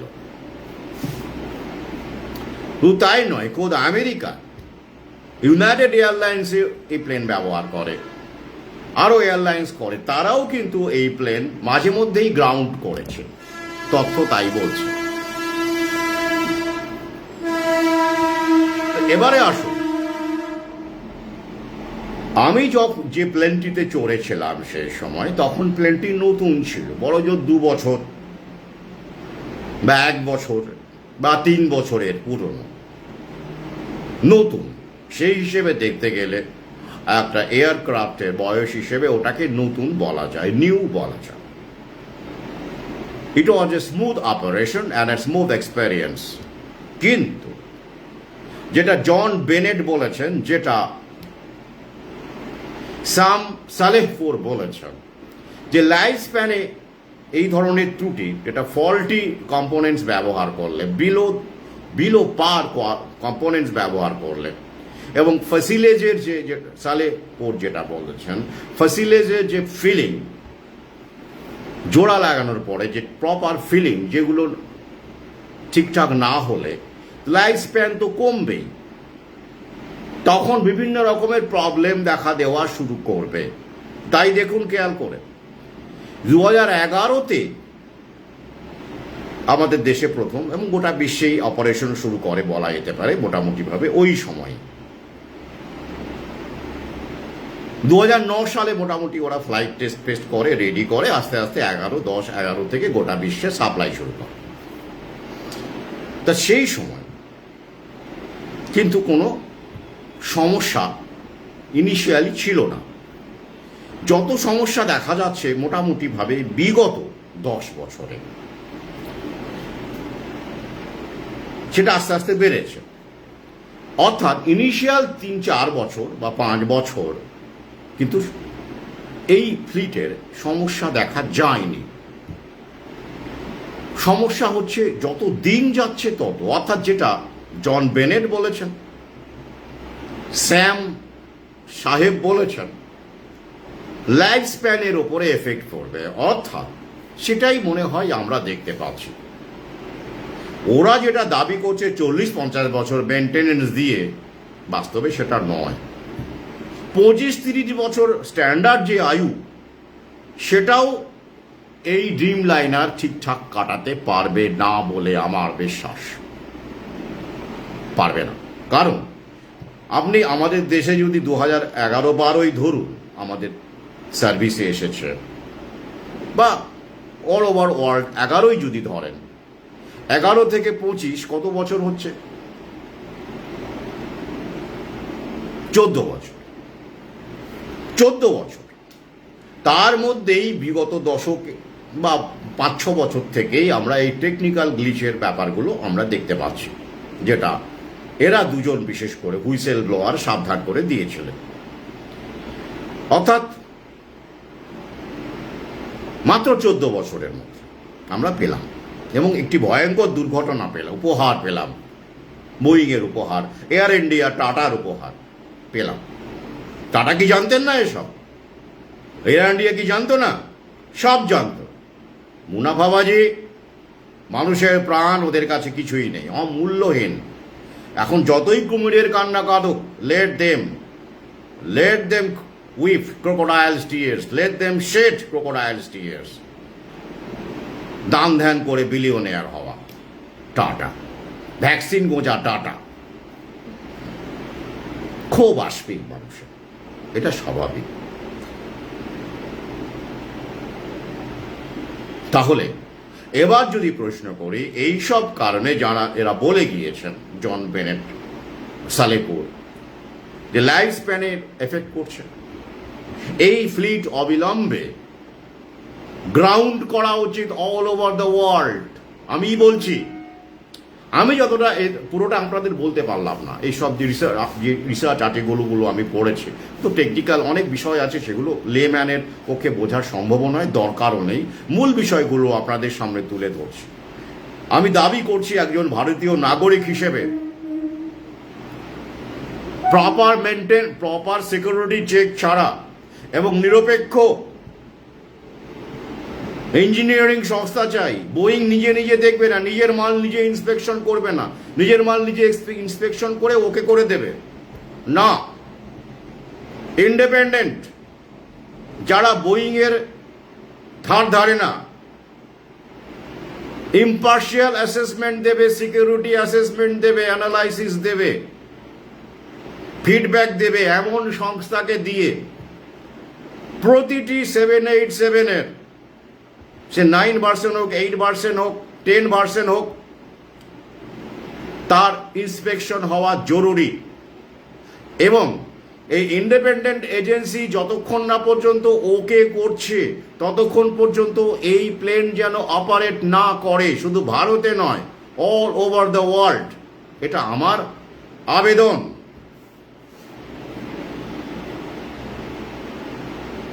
এবং যাত্রী সাধারণকেও বলবো, যারা এই ফ্লাইটে আপনাদেরকে সজাগ হতে হবে। কারণ এটা শুধু এই একটা বিচ্ছিন্ন ঘটনা বলে আমি মনে করছি না, কারণ এটা ব্যাকগ্রাউন্ড আছে। জন বেনেট আছেন, স্যাম সালেপোর আছেন, আরো অনেকে আছেন যারা এগুলো অ্যালার্ট করেছেন। প্রথম হুইসেল ব্লোয়ার জন বেনেট, একটার বিচ্ছিন্ন ব্যক্তি হলে না হয় বুঝতাম, একা পাগল, মাইনে দেয়নি, প্রমোশন দেয়নি, এরকম কারণে হয়তো খেপে গিয়ে উল্টো পাল্টা বলেছে, সেটা না হয় মেনে নিতাম। তাই কি হচ্ছে? ফেডারেশন অফ অ্যাভিয়েশন অ্যাডমিনিস্ট্রেশন পর্যন্ত তার বেশ কিছু অভিযোগ স্বীকার করে নিয়েছিল সেই সময় 2017-তেই। সেগুলো কি পরবর্তীকালে রেকটিফাই হয়েছে? সেগুলো কি আমরা জানি? বোয়িং কি আমাদেরকে বলেছে, যাত্রীদেরকে বলেছে, মিডিয়াকে বলেছে যে আমরা এগুলো সব রেকটিফাই করেছি, তথ্য সহকারে তুলে ধরেছে? কোন হোয়াইট পেপার দিয়েছে? আমি জানি না। এটা একজন নয়, একাধিক মানুষ, দায়িত্বশীল মানুষ তাদের পদে থেকে, তাদের অবজারভেশনে, তাদের চাকরি জীবনে, কর্মজীবন থেকে উপলব্ধি করা সত্যগুলো সামনে এনেছেন। তারা মানুষকে বাঁচানোর জন্য সওয়াল করেছেন। আমাদের জন্য একজনকে তো চলেই যেতে হলো, জন বেনেটকে। এই হলো পুঁজিবাদ, এই হলো মালিক। সত্যবাদীর মুখ বন্ধ করার জন্য, হুইসেল ব্লোয়ারের মুখ বন্ধ করার জন্য এরা সব কিছু করতে পারে। আর খুনকে আমাদের দেশের মতো সাধারণ ক্ষেত্রেও খুনকে আত্মহত্যা বলে চালিয়ে দেওয়া কোনো ব্যাপারই না। আর এ তো বোয়িং। তদন্ত হোক ঠিকঠাক। আমার মনে হয় আমেরিকাতে এ বিষয়ে, জানি না, এখন তো বুঝতে পারছেন, সব গাঁটছড়া বাঁধা। ডোনাল্ড ট্রাম্পের সঙ্গেও বোয়িং অনেক ব্যাপার আছে, এগুলো নিয়ে পরে আলোচনা করব। সাধারণ মানুষের গর্জে ওঠা উচিত। কিন্তু দুঃখের বিষয় এটাই যে আমাদের দেশের প্লেন, তবে একটা কিন্তু ভালো দিক আছে। ভালো দিক মানে আমি ওই অর্থে বলিনি, আমি এই অর্থে বলেছি, কারণ এই দুর্ঘটনা, মানুষের মৃত্যু কখনো ভালো দিক নয়, হতে পারে না। আমি এটা বলতে চাইছি যে ব্রিটিশ যারা মারা গেছেন 52 থেকে 53 জন, তো এই কারণে ইউরোপেও একটা প্রতিবাদ হওয়ার সম্ভাবনা আছে। যেটা আমাদের দেশে প্রতিবাদ আমরা কি করব? আমরা তো দেখতেই পাচ্ছি কি প্রতিবাদ আমরা করতে পারি। কিন্তু ব্রিটেনের নাগরিক যেহেতু মারা গেছেন অনেকে, তাই ইউরোপেও এটা নিয়ে কিন্তু একটা, এই মডেলের প্লেন নিয়ে একটা বিক্ষোভ হতে পারে, বা তারা, প্যাসেঞ্জাররা এই মডেলের প্লেনে উঠতে অস্বীকার করতে পারে, বয়কট করতে পারে আগামীতে। আমার সেই সম্ভাবনা আমি দেখতে পাচ্ছি। এটা হওয়া দরকার। নইলে এত অভিযোগ, এটা লাইফ স্প্যানের ওপর প্রভাব পড়তে পারে বলেই দিয়েছে। তাহলে এই প্লেনকে আবার 40-50 বছর চালাতে দেওয়া উচিত? প্রপার মেনটেন্যান্সে 50 বছর যাবে? হ্যাঁ। কিন্তু এই যে কস্ট কাটিং, একদিকে যেমন মাল বেশি বিক্রি হওয়ার জন্য এরা লাইফ স্প্যান বাড়ানোর গল্প করে, প্রপার মেনটেন্যান্স দিয়ে লাইফ স্প্যান বাড়ানোর গল্প করে, যেহেতু দাম বেশি এবং মার্কেটিং করতে হবে, এবং ঘটিয়া পার্টস ব্যবহার করে আরও প্রফিটকে বাড়ানোর জন্য, কম্পিটিটিভনেস, বাজারে আরও বেশি মাল বিক্রি করার জন্য। যেটা শুধু বোয়িং নয়, সাধারণ ব্যবসায়ীরাও করে থাকেন, আপনারা জানেন, প্রমোটাররাও করে থাকেন, মাল লাভ বাড়ানোর জন্য। এটা মার্কেটের ডিনামিক্স বলতে পারেন, মার্কেটের একটা বিষয় বলতে পারেন। রাস্তাঘাট নির্মাণেও কন্ট্রাক্টররা আপনারা জানেন কি করে। তো সেই একই জিনিস তো ওখানেও চলছে। কম্পিটিটিভনেস, বাজার দখল, মুনাফাবাজি, একই ছবি, মাইক্রো থেকে ম্যাক্রো, ওটা স্কেলটা বড়। তো সেই কারণে ওটা করেছে। আর একই কারণে টাটা, মানে এয়ার ইন্ডিয়া, তাদের কাছে এত তথ্যই বলছে, এতগুলো গ্লিচ, কেবিন প্রেসারের সমস্যা, হাইড্রোলিক্সের সমস্যা, অনেক রকমের সমস্যা, 32খানা টেকনিক্যাল গ্লিচ কয়েক বছরে। তা সত্ত্বেও টাটা প্লেনটা চালিয়ে যাচ্ছে। কেন? বাবা, মুনাফা। প্লেন বন্ধ রাখলে হবে? চালাতে হবে। যত চালাবে তত মুনাফা। ভাড়া কত জানেন নিশ্চয়ই। লন্ডনের ভাড়া কত? ইউরোতে, ডলারে, টাকায় কম ইনকাম, যথেষ্ট ইনকাম। তাই বন্ধ কেন রাখবে? তাছাড়া আবার নতুন অন্য প্লেন কিনবে, ইনভেস্টমেন্ট কেন করতে যাবে? তাই যতদিন চালানো যায় 20 বছর 15 বছর যেমনই সিকিউরিটি থাকুক, যেমনই অভিযোগ থাকুক, যেমনই ঘটে জামাল ব্যবহার হোক, যেমনই ওয়ার্নিং সাইন দেখা যায়, এগুলো তো ওয়ার্নিং সাইন, এগুলো তো জানিয়েছে মহাকাল, কিন্তু বুঝিয়ে দিয়েছে বহুবার যে এই হচ্ছে, সতর্ক হও সতর্ক হও। জন বেনেটের মাধ্যমে মহাকাল জানিয়ে দিয়েছে, সালেহপুরের মাধ্যমে মহাকাল জানিয়ে দিয়েছে। এবং এই ঘটনাগুলো যে টেকনিক্যাল গ্লিচ আর ইন্ডিয়াই বলছে, জাপানে হয়েছে, সর্বত্র হচ্ছে, সেগুলোর মাধ্যমে মহাকাল বুঝিয়ে দিয়েছে। তারপরেও এই ব্যবসায়ীরা, এই বানিয়ারা, সাধারণ মানুষের জীবনের মূল্য যাদের কাছে কানা করিও নেই, শুধু মুনাফাবাজি বোঝে, তারা বিরত হয়নি, তারা চালিয়ে গেছে, কন্টিনিউ করে গেছে। সভ্যতা, লোভ, লোভ, যে সভ্যতার আমাদেরকে উন্নতির কথা বলে, অগ্রগতির কথা বলে, কমফোর্টের কথা বলে, সে সভ্যতা আসলে স্বার্থপর, যা আমাদের লোভের পালে হাওয়া দেয়।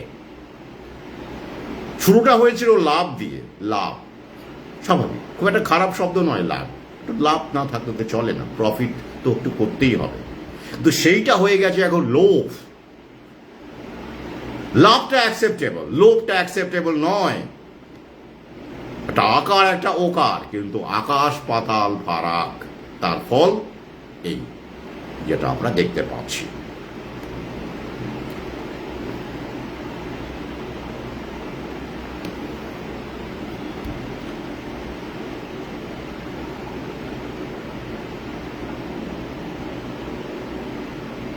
মনে পড়ে যাচ্ছে কনকর্ডের কথা। কনকর্ড, আপনারা জানেন প্যাসেঞ্জার এয়ারলাইনের ইতিহাসে কনকর্ডই একমাত্র সুপারসনিক জেট, যা শব্দের চাইতে বেশি গতিতে উঠতে পারত।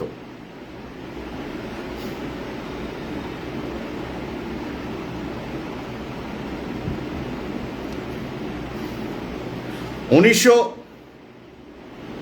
76-77 সাল থেকে কনকর্ড ফ্রান্স এবং ব্রিটেন এরা চালাতে শুরু করে। এয়ারোডাইনামিক মডেল, ভারী সুন্দর, অসাধারণ দেখতে, ইঞ্জিনিয়ারিং ডিজাইন, অ্যাভিয়েশন ইন্ডাস্ট্রিতে এরকম ডিজাইন ইউনিক, আগেও হয়নি, পরেও হয়নি। কনকর্ড যদি আপনারা না দেখে থাকেন, আপনারা গুগল সার্চ করে দেখে নিতে পারেন কনকর্ডের মডেল, এবং ফ্লাইং কনকর্ডও পেয়ে যাবেন, অসাধারণ। কিন্তু কি সমস্যা ছিল? অত্যধিক ফুয়েল টানত, অপারেশনাল কস্ট ছিল, অত্যন্ত নয়েজি ছিল, এবং সনিক বুমের প্রবলেম ছিল ল্যান্ডের ওপর যেখান দিয়ে। এই জন্য অনেক ক্ষেত্রেই এই সনিক বুমের জন্য অনেক জায়গায় কনকর্ডকে অপারেশন বন্ধ করা হয়েছিল।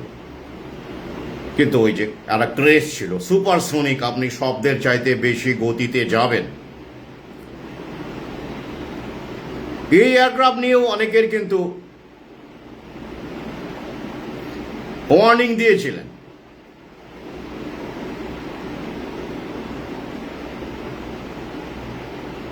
অত্যধিক ফেয়ার ছিল, সবাই উঠতে পারতেন না, অনেকে এক্সপেরিয়েন্সের জন্য উঠতেন, শব্দের চাইতে বেশি গতিতে যাব। ফ্রান্স এবং ব্রিটেন যৌথভাবে এই প্লেনটি বানায়, কিন্তু এলিটদের জন্য, মানে সুপার এলিট, এলিট শুধু নয়, সুপার এলিটের জন্য প্লেন। হয় প্রাইভেট জেটে যাবেন, নাহলে কনকর্ডে যাবেন, ব্যাপারটা ওই রকম আর কি। তারপরে কি হলো? 2003 সালে এয়ার ফ্রান্সের মানে ফ্রান্স বিমান পরিষেবার একটি কনকর্ড ভেঙে পড়ল। 109 জন যাত্রী সহ সবাই মারা গেলেন, কেউ বাঁচেননি, নো সার্ভাইভার। তারপরেই সে বছরই কনকর্ডকে তুলে নেওয়া হলো, কনকর্ড আর চলল না, বন্ধ, গ্রাউন্ড করা হলো, কারণ মানুষের প্রতিবাদ। পয়সা দেব, জীবনটাও দেব, সাবধানতা সত্ত্বেও, গ্লিচ সত্ত্বেও, এত এত সমস্যা থাকা সত্ত্বেও যখন আপনারা রেকটিফাই করছেন না, তা সত্ত্বেও দেব হয়। আপনারা কে জীবন নিয়ে ছিনিমিনি খেলবেন? তো সেইখানে বন্ধ হয়ে গেল কনকর্ডের উড়ান। পৃথিবী কোনো সমস্যা হয়নি, চলছে। অনেকে দুঃখ করেছিলেন, কনকর্ড ফ্যান ক্লাব ট্রাব ছিল, কনকর্ডের উপরে আহারে তারা দুঃখ করলেন, কনকর্ড শেষ হয়ে গেল, আহারে কনকর্ড শেষ হয়ে গেল। কিন্তু বোয়িং এর ক্ষেত্রে এই যে 787 এর ক্ষেত্রে কি সেটা ঘটবে? না, ঘটবে না। মিলিয়ে নেবেন, কারণ দেশটা এয়ার ইন্ডিয়াতে টাটা একমাত্র ভরসা। যদি ব্রিটেনের প্রতিবাদ হয়, ইউরোপে প্রতিবাদ হয়, তাতে কি হবে? তাদের এয়ারলাইন বন্ধ করে দেবে, 787 উড়ান বন্ধ করে দেবে। খোদ আমেরিকার এয়ারলাইন্সও বন্ধ করে দিতে পারে, তাতে কি হলো? অন্য দেশ কিনবে, যেমন ভ্যাকসিন। যান তো আমেরিকা, এবার ভ্যাকসিন দিতে যান, দেখি যান।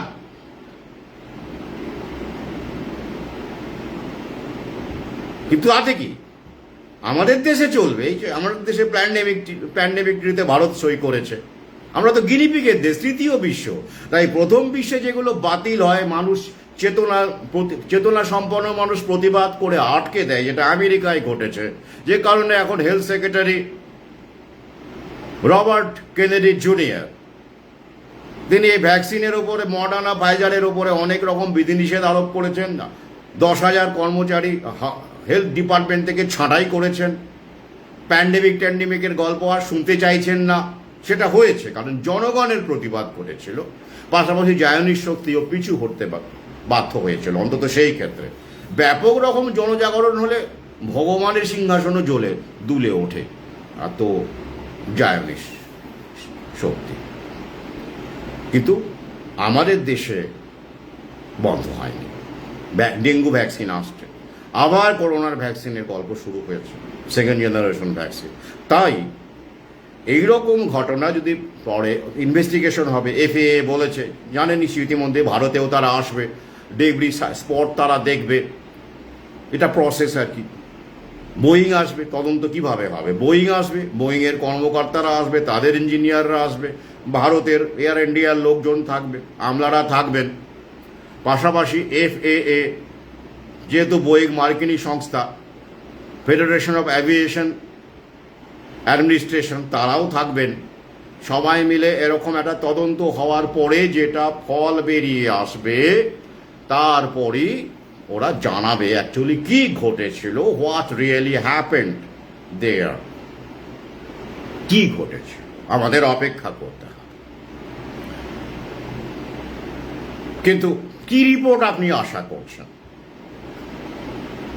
জন বেনেট যা বলেছেন, সাম সালেহপুর যা বলেছেন, সেগুলো কি তাদেরকে সম্মান জানিয়ে ঠিক স্ট্যাম্প লাগিয়ে, কারেক্ট স্ট্যাম্প লাগিয়ে এই এয়ারলাইন মডেলটিকে গ্রাউন্ড করা হবে সব দেশে, যে না, এটা আমরা প্রোডাকশন করব না, বা আমরা অনির্দিষ্টকালের জন্য বন্ধ রাখছি এর প্রোডাকশন, যতক্ষণ না পর্যন্ত ইস্যুসগুলো শর্ট আউট হয়, এমন বলবে?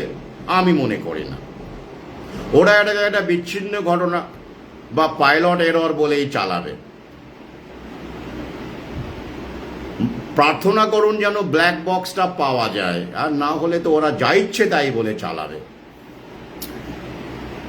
আর ভারত তো মোদির 56 ইঞ্চি কত ইঞ্চি সেটা আমরা জানি, আমেরিকা থেকে হ্যান্ডকাপ পরিয়ে ভারতীয়দের, বেআইনি ভারতীয়দের পাঠানো হয়েছে। আর্মি এয়ারক্রাফটে করে হ্যান্ডকাপ পরিয়ে আমাদের দেশে পাঠানো হয়েছে।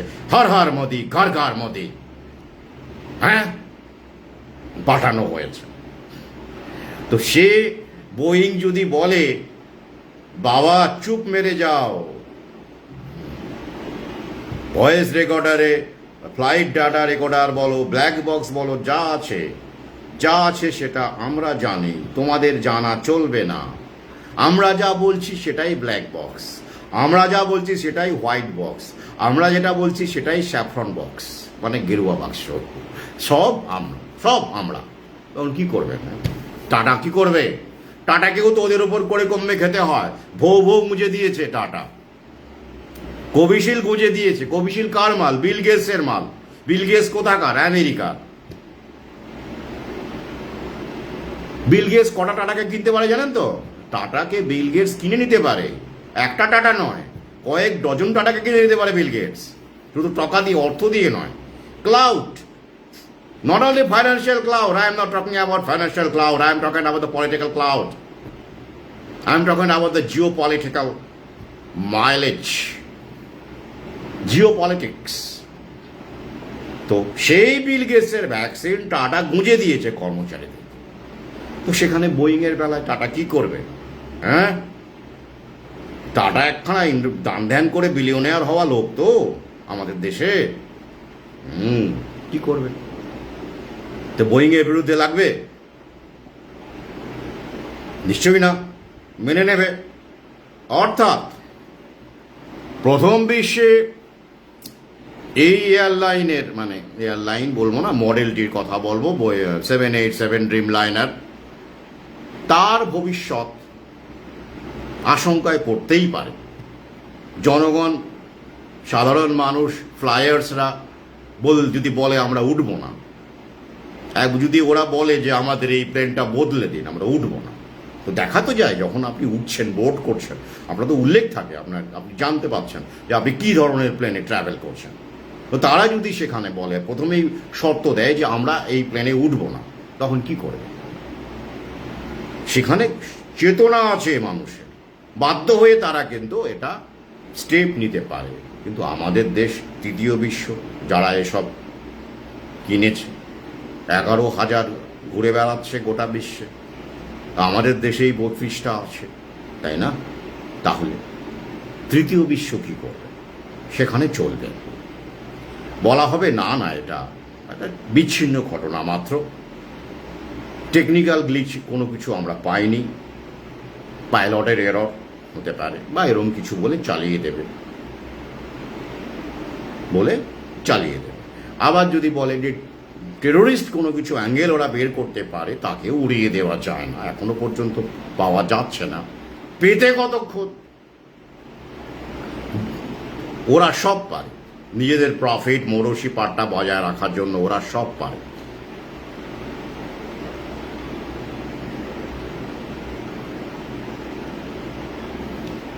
পরিশেষে যারা প্রিয়জন হারানোর শোকে আছেন, তাদের এই মুহূর্তে সান্ত্বনা দেওয়ার ভাষা আমাদের কারণ নেই। শুধু তাই নয়, কিছুদিন আগে আমার মনে পড়ে গেল, মুম্বাই লোকাল ট্রেন থেকে ভিড়ের কারণে লোকাল ট্রেন থেকে পড়ে গিয়ে 7 জন মারা যায়, 12 বেশি হতে পারে। পাশে ট্রেন যাচ্ছিল, তাতেও কাটা পড়ে, ভয়ঙ্কর সে দৃশ্য। লোকাল ট্রেন বাড়ানো দূরের কথা, কমানো হচ্ছে আমরা জানি, বন্দে ভারত বাড়ানো হচ্ছে, বা অন্যান্য সব কমফর্টেবল ট্রেন, লাক্সারি ট্রেন বাড়ানো হচ্ছে ঝাঁ ঝকঝকে ভারতের জন্য, ডিজিটাল ইন্ডিয়া, বিকশিত ভারত ইত্যাদি ইত্যাদি। আর তাতে করে তো সাধারণ মানুষের জীবন ওষ্ঠাগত আমরা জানি। তো ওই ঘটনার পরে কি জানিয়েছে কর্তৃপক্ষ, রেল কর্তৃপক্ষ, যে বন্ধ হওয়া দরজা চালু করবেন ট্রেনের, বন্ধ হওয়া দরজা। এটা সলিউশন হলো? অবশ্যই ভালো সলিউশন একটা, কিন্তু ট্রেন বাড়ানোর কথা কি শোনা গেল? ট্রেন বাড়ানোর কোনো পদ্ধতি বা কোনো উপায় নিশ্চয়ই আছে, যাতে করে এত ভিড় না হয়, অন্তত ওই সময়টাতে, পিক আওয়ার্সে। সেই সলিউশন কি কোনো কেউ দিল না। দরজা বন্ধ হবে, লাভজনক নয় বলে। গাদাগাদি করে গেলে তবুও তো কিছু লাভ হয় না, ফাঁকা গেলে আরাম করে যাত্রীরা বসে বসে যাবে, আর কটা টিকিট বিক্রি হবে, মুনাফাটা হবে না। কিন্তু সমস্যা এখানেই। তাই বেসরকারি করলে পরিষেবা ভালো হয়। এই যে আমরা পরিষেবা দেখতে পাচ্ছি, বোয়িংয়ের পরিষেবা, আমরা দেখতে পাচ্ছি টাটার পরিষেবা, এয়ার ইন্ডিয়ার পরিষেবা ভালো, পরিষেবা বেসরকারি হলে পরিষেবা ভালো হয়। এটা আগামীতে আরও দেখতে পাবেন। এখনও তো কিছুই আমরা দেখিনি, হবে সূত্রপাত হলো। ওই যে কোভিশিল্ড ভ্যাকসিন দেখছেন, সরকারি বেসরকারি সবই তো ওদের হাতে, ওরাই বানায়। তো পরিষেবা কেমন সেটাও জানেন। তবে মহাকালের দেখুন একটা অদ্ভুত খেলা আছে ক্ষেত্রে। কি খেলা? দুটো ঘটনাই মর্মান্তিক। প্রিয়জন হারানোর শোক সবারই আছে, ধনীরও আছে, গরিবেরও আছে, ঝোপড়পট্টির অধিবাসীদেরও আছে, কৃষকেরও আছে, শ্রমিকেরও আছে। এই মহাকালের পৃথিবীতে মৃত্যুর ঊর্ধ্বে কেউ নয়, যন্ত্রণার ঊর্ধ্বে কেউ নয়, ধ্বংসের ঊর্ধ্বে কেউ নয়। তাই লোকাল ট্রেনের এই 7 জনের মর্মান্তক মৃত্যু, সেই ভয়ঙ্কর দৃশ্য, আর পাশাপাশি চার্ট বিয়ন্ড রেকগনিশনের মৃতদেহগুলো, ড্রিমলাইনার 787-এর যাত্রীরা, তারা সাধারণ মানুষ সেই অর্থে নন। যদি আমরা ধনসম্পত্তির হিসেব করি আমরা বলতেই পারি তারা অন্তত লোকাল ট্রেনে এরকম ভিড় করে তারা উঠবেন না, সম্ভাবনা কম। খুব সংক্ষেপে বলতে গেলে একটা দরিদ্র মানুষেরই যান লোকাল ট্রেন, নিম্ন মধ্যবিত্ত গরিব দরিদ্রের যান লোকাল ট্রেন, তারাই ব্যবহার করেন। আর একটি বোয়িং 787 ড্রিমলাইনার লম্বা উড়ানের জন্য এক মহাদেশ থেকে আরেক মহাদেশে ট্রাভেল করে। সেইখানে যারা রেগুলার যাত্রী তারা কেউ কিন্তু নিম্নবিত্ত দরিদ্র ঘরের হতে পারেন না। কালে ভদ্রে হয়তো কেউ ঘটি বাটি বেচে বাইরে চাকরি করার জন্য যান, সেটা তাদের কথা, ব্যতিক্রম মাত্র। কিন্তু আমি রেগুলার প্যাসেঞ্জারের কথা বলছি। যেমন লোকাল ট্রেনের রেগুলার প্যাসেঞ্জার কারা? দরিদ্র, নিম্নবিত্ত, খুব বেশি হলে মধ্যবিত্ত মানুষ। কিন্তু এই ক্ষেত্রে তা নয়। কিন্তু মৃত্যু সেখানেও আছে, ধ্বংস সেখানেও আছে, প্রিয়জন হারানোর শোক সেখানেও আছে, সর্বত্রই আছে, এর ঊর্ধ্বে কেউ নয়। কিন্তু সমস্যা হচ্ছে এটাই, যদি ঝড়ে মানুষের প্রাণ যায়, ভূমিকম্পে, হাড়পের তৈরি নয় অবশ্যই, স্বাভাবিক প্রাকৃতিক বিপর্যয়ের কথা বলছি, তাতে আক্ষেপটা হলেও এই পরিমাণে আক্ষেপটা হয় না, কারণ এগুলো ম্যানমেড। সেখানে প্রকৃতির নিয়তির বিধান বলে আমরা মেনে নিতে পারি, নিয়তি বলে মেনে নিতে পারি। যখন আমরা দেখি প্রাকৃতিক ভূমিকম্পে আমার প্রিয়জন চলে গেল, ভয়ঙ্কর সুনামিতে আমার প্রিয়জন চলে গেল, কষ্ট হয়, যন্ত্রণা হয়, বুক ফেটে যায়, but we can accept that fate later as an act of God. কিন্তু যখন মানুষের লোভের কারণে, মুনাফাবাজির কারণে আরো চাই, 1 নম্বরেই থাকবো আমি, এই মানসিকতার কারণে যখন মানুষেরকে, সাধারণ মানুষ বা আরো অন্য মানুষকে প্রাণ দিতে হয়, সেটাকে আপনি কিভাবে জাস্টিফাই করবেন? কিভাবে জাস্টিফাই করবেন? সভ্যতা, সিভিলাইজেশন,